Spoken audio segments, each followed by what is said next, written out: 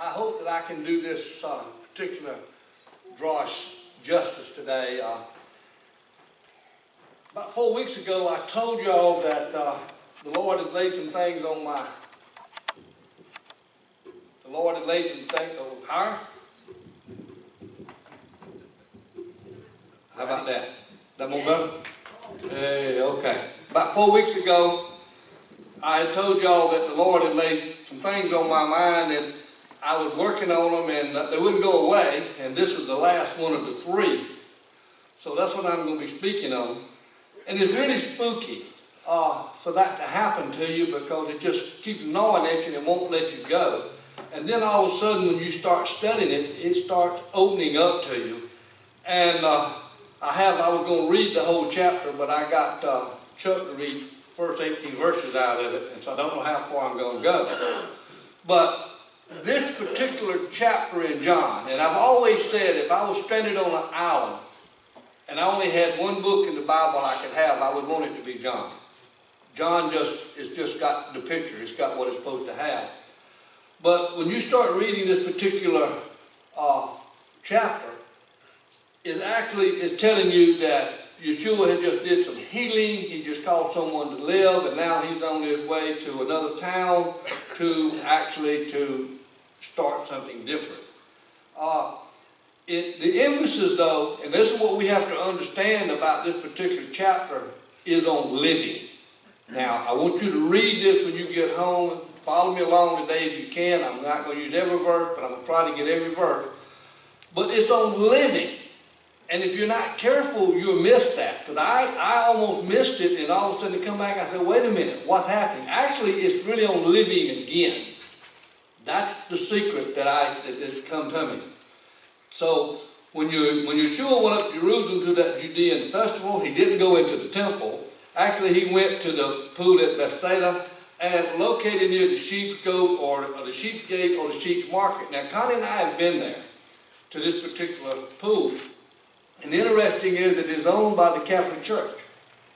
And only a place about 15 foot across with like 4 steps coming down, we're on the corner, and maybe back a little bit further past the middle of the church here. So you're not talking of an area probably 1, 2, 3, 4, 5, 6 pews wide, whatever area where Mr. Paul and him sitting is all this exposed, and the rest of it is dirt. And the rest of it's got a cyclone fence holding the dirt up. And the reason that it's that way is that the Catholic Church owns it. And before you can dig anywhere in the Catholic Church to build, you have to have archaeological excavation. And the owner of the land has to pay for it. Oh my goodness. Yeah, the government don't pay for it. So they're saying if you want to build on that piece of land, you'll pay for the excavation, and then if there's nothing there to keep you from building, you can build. In this particular case, they started, and actually not really, they didn't start. What happened was the sewage system developed a leak. Sewage system developed a leak, got in the water. But anyway, and what happened was, as they was digging to repair the leak in the sewage system, they found the pool.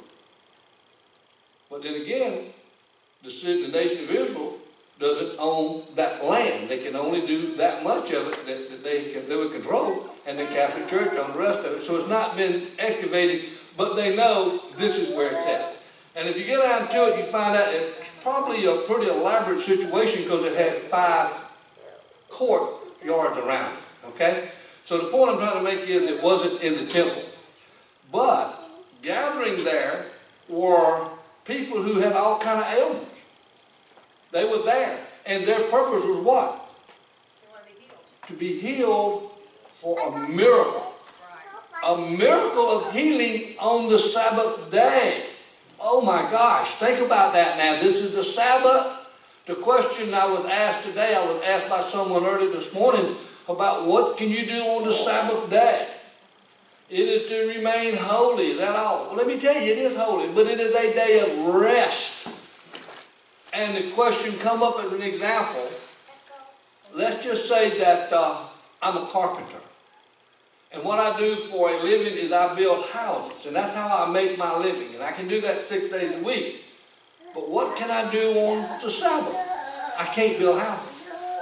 But what if I like to build whatnots? Wooden whatnots. I just like to work with wood. Can I do that? Yeah, I can do that. It's not what I'm doing for a living. My mind is not on the gables and the corners and the angles of a house and I'm trying to build. I'm trying to turn a dollar. I'm actually sitting there relaxing and I'm enjoying myself. And I might be building these whatnots, maybe birdhouses for grandchildren or anything. It's just not there to make a living. And the idea is to relax and rest your mind and get it off your everyday worldly stuff and let you relax. We're in the Western culture. The way we worship, even the way the Jewish people in the synagogue worship, is Western culture. It's not biblical. It's Western culture. We're here to fellowship and be with each other and learn and study God's Word. But we're supposed to worship when? Every day. 7 days a week, all the time. It's a day of worship, but you worship every day. The day is a day of rest. Okay? So what happens is, and this particular chapter in the Bible, and I don't believe I'll be able to do any of it very little justice today. It's so filled that I told Connie, this amazing, as this began to be revealed to me, exactly some of the stuff was in it that I had never seen. But anyway, let me go back.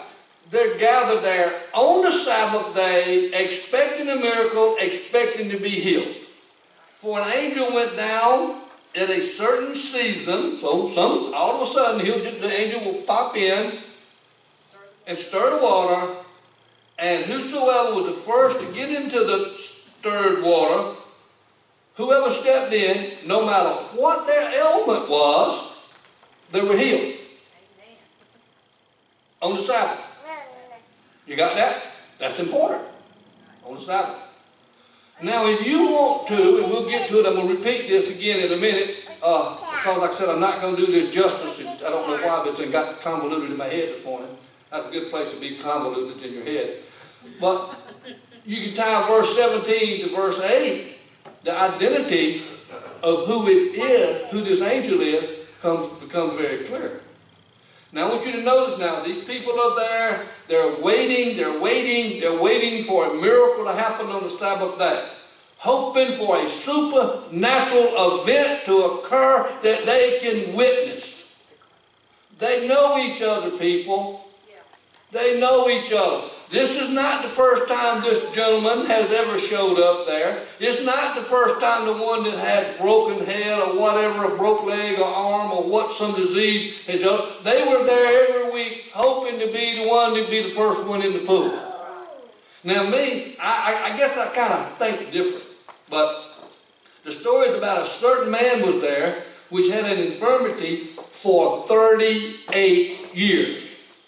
I want to ask you a question. How old is the man? Over 38. At least 38. Okay? You understand what I'm saying now? He's been sick for 38 years. He could be 48, 58, 68, but he's been sick for 38 years. Did you know how many times I have been told that this man was 38 years old? But he's been sick for 38 years. That's very important. Okay? And when Yeshua saw him lying there, and he knew that he had been a long time, and he said, do you want to be made whole? Do you want to be healed? And how did the man answer him? He said, well, sir, I have nobody to put me in the pool when it's trouble. And, well, whenever I try to get in there a little bit, someone beats me into it. So we have a scenario where the water is troubled and only one person is going to be healed at a time. Right. Now, if it was me, I'd lay my mat right down the side of that pool. As soon as I saw that water trembling, I'd be done fell myself in that pool.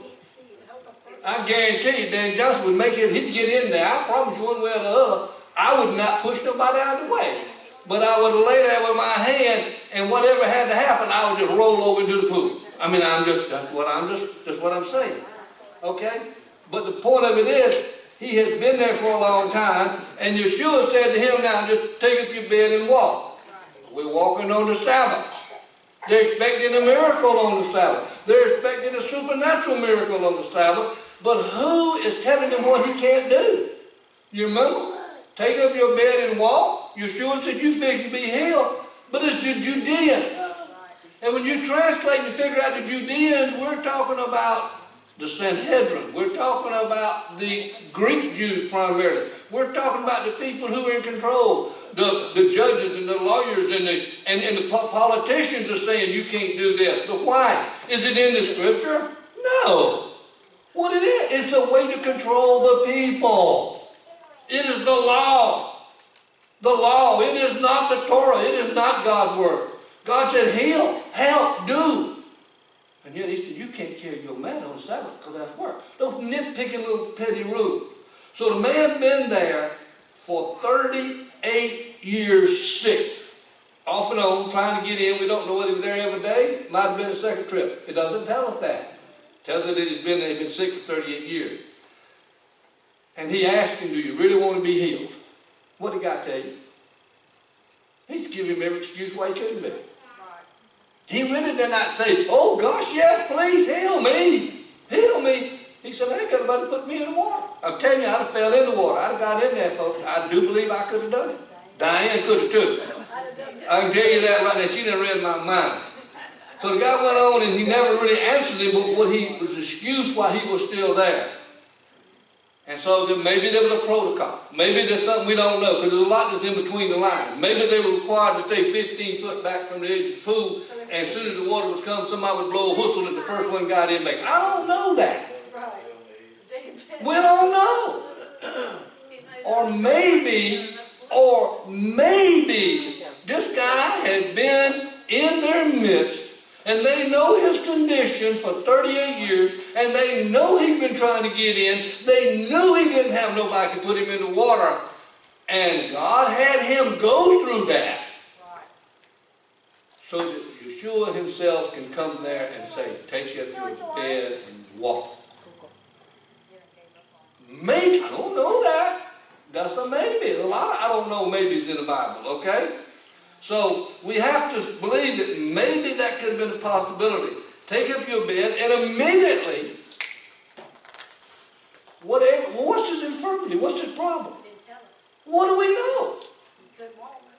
We know he can't walk. That's all we know. But it could be he could be, dizzy, or a lot of things. He could have a broke back. I mean, we don't know what his problem is. We just know he can't jump into the pool real fast. Okay? And he's laying on a mat, and God said, get up and go.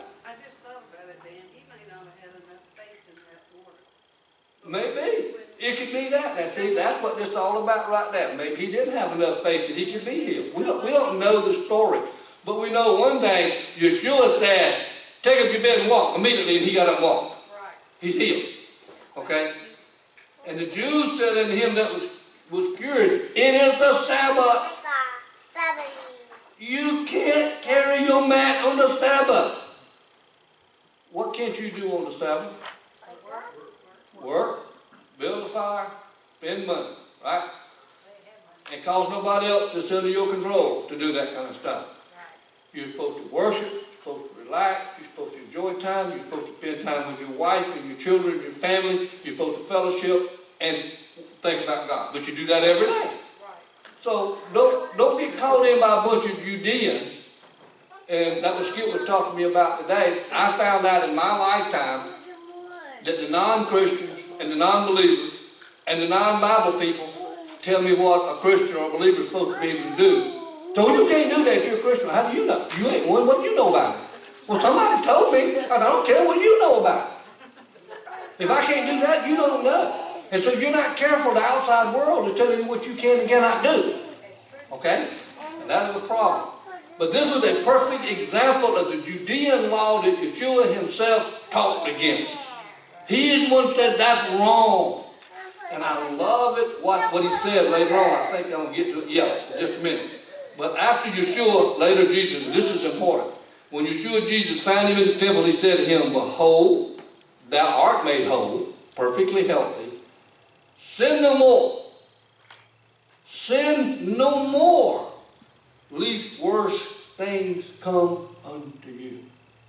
What caused this problem? Sin.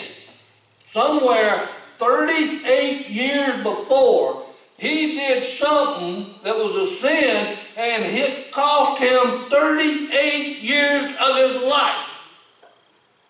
I'm going to throw this in to get him. Maybe he was on drugs. I mean, I'm just saying, something was wrong. Might have been a jealous husband, I don't know. Something 38 years before had put him in a condition where he could not live a life. And so what is the message there when he says, take up your bed and walk? Is it for a crippled man to get up and go walk? No. It's for live again. Live again. For 38 years you've been here and you couldn't and you didn't do.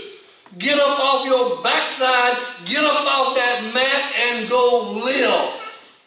Go work, go do, go accomplish. Go do what I would put you on this earth for, which was to live. Do you know how many people who sit around on their backsides and say, well, I can't. Go live, people. He gave you a life. He said, I want you saved, I want you happy, I want you doing, I want you living the life that I give you. He says, fill your tank up on God. Fill your tank up on the love of God. Fill your tank up on what God would have you to do, and go live a life, a good, godly life. Live, love, dance, happy, get married, have children, enjoy life. But get off your backside and live.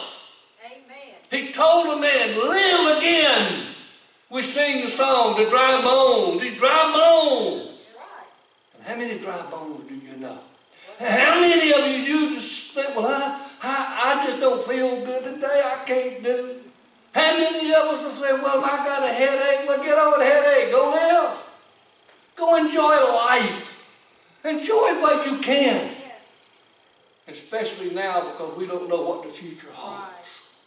We don't know what tomorrow's going to bring. Look at the political situation. Look at Europe. Look what's happening in Europe. Just had the killings going on in France and Paris, and look at all this stuff going on. We don't know what's going to happen in America. Right. So I'm going to tell you right now, you better live for God while you can. Amen. Live while you can.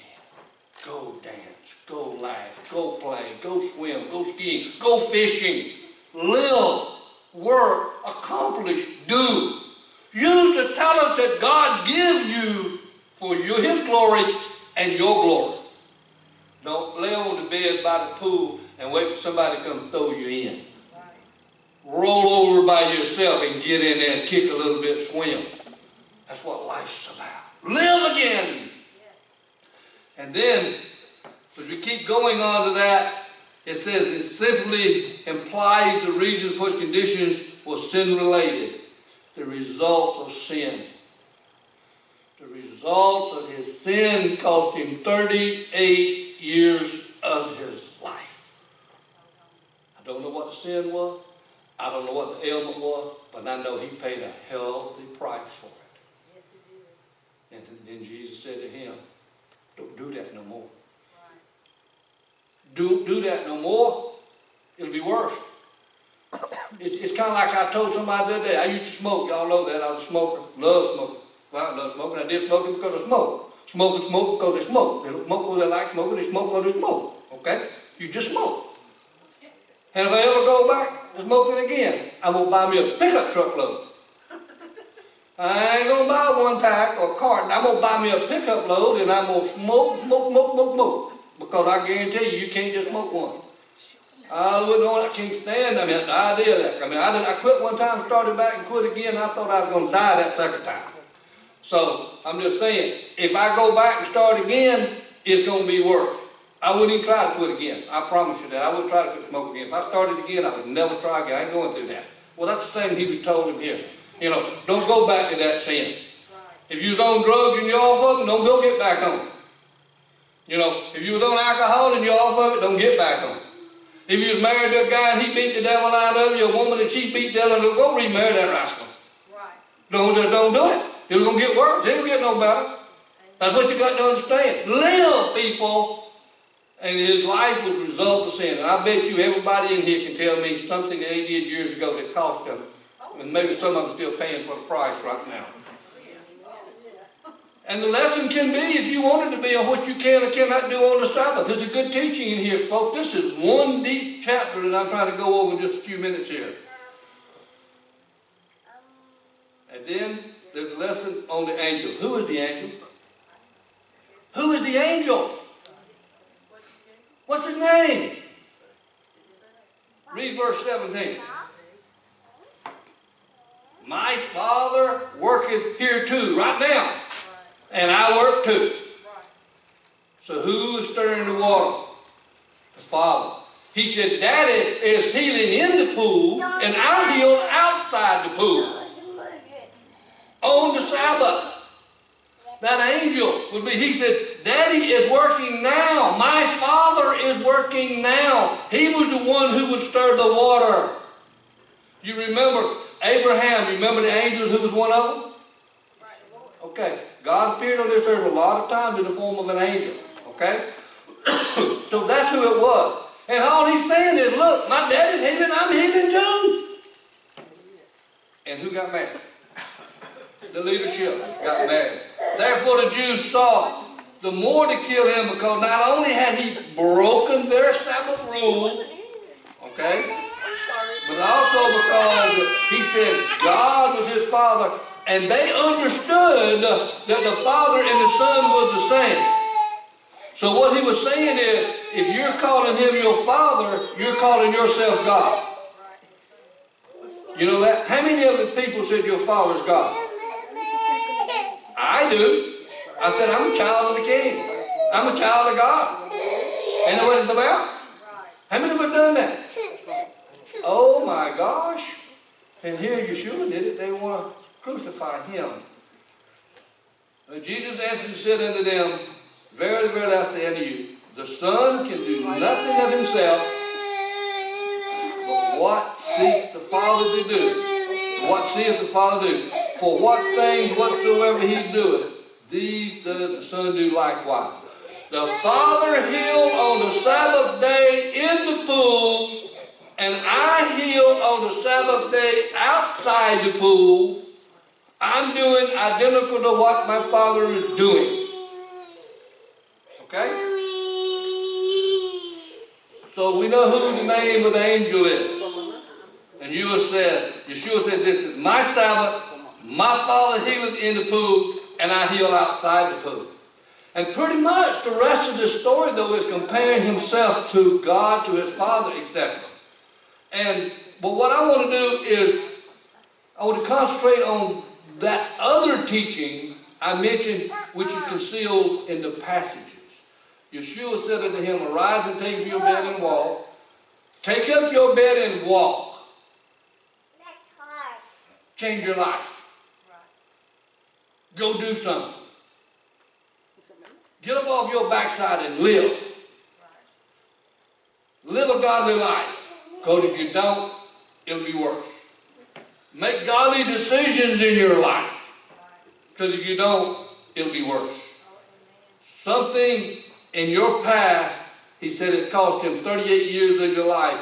But now you can turn the corner and be reborn and relive, and you can live again. That applies to every one of us. That we can look somewhere at something we need to change in our life. There's something holding us back. Whether it's guilt or family or how we was raised. Something we know that's there that we need to spit out and get rid of. And we need to live again. So he's saying, take advantage of this healing and live.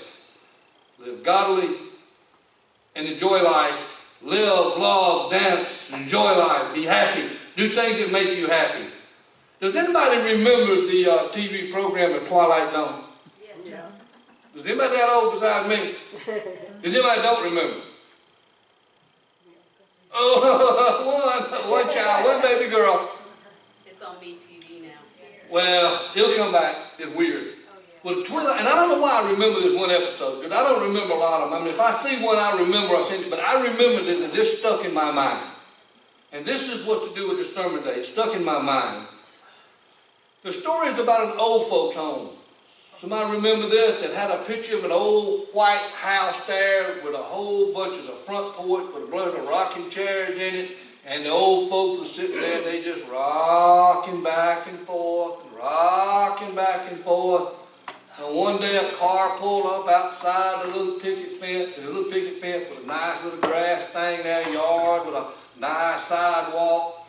And this fella gets out of the car. Some of the family led him out with a little suitcase, and he comes through the little gate and he goes right on in and he checks in, and now he is a member of the old folks home too. And maybe the next day, a couple of days later, he comes back out and he walks out there and he turns around and looks, and there's all these old folks rocking in that chair, sitting there doing nothing with their head down, sipping a little Miss Julep or something like that. You know what I'm talking about, maybe a glass of ice cold water. But they sitting there doing nothing. And it dawned on him and he said, that ain't for me. What is wrong with this picture? I'm not going to die like that. I'm not going to be like that. I'm going to rejuvenate myself. And he come up with this idea. It's called play a game. Anybody heard of it? Kick the can? Anybody play kick the can? I play kick the can. You play kick the can? Yes, she play. Yeah, she play kick the can. And he said, that's the secret to you. Just don't get old. Let's play. Let's live. So he gets out there and he's kicking that little can back and forth, and finally some other little old gal come out there, old good old gal, she come out there, she hit at 90, and she comes out there and she kicked the can and they kick it back and forth, and then somebody else comes out there and next thing you know there's about 12 or 15 of them out there on that grass, they kicking the can and they laughing and playing, they forget that they got arthritis and bad hips and all that stuff, and they living again. And there's 4 old fellows sitting on the porch saying, they're crazy, man, when I'm going to fall and break a leg, you know. And they out there having a ball and they laughing, they living again. And the camera pans off of them and goes back to those old fellows. They say, oh my gosh, I wouldn't get out there for love and the money. And then it pans back out there in the yard and there was all little kids, 7, 8 years old, out there kicking the can. They lived again. Because God said live, and they didn't let old age and stuff top them. They lived again. And that is the moral of this story right here. It says, live again and go do those things. Don't sit around and wait on death. I was talking to Doris and Mike yesterday, and they're going to dance till they die. They ain't babysitting. They ain't being held back. They're going to dance, and they're going to go. If you watch her on Facebook, y'all, they at one beach, they at the other one. They ain't doesn't in the mountain. They living again. They were given a second chance. And they're living, and we're going to do the same thing. Then one day, like I met that story, I got that. And then I want to explain something to you. Ships do not sink because of the water around them. Ships sink because of the water that gets into them. Don't let that happen around you. Don't let it get inside and weigh you down. Don't let these problems of this world stop you from living. Dr. Charles Etchers, 94-year-old world champion rowing championship, says, we have confused illness with the process of aging, which can be thoroughly healthy. Illness is not a necessary part of aging. We keep being told that that's part of the process. It doesn't have to be. My brother goes over to Gold Gyms over here in Aiken. There's a 90-something-year-old man comes in, he's working out with 40 pounds. He's 90 years old. Comes over there twice a week.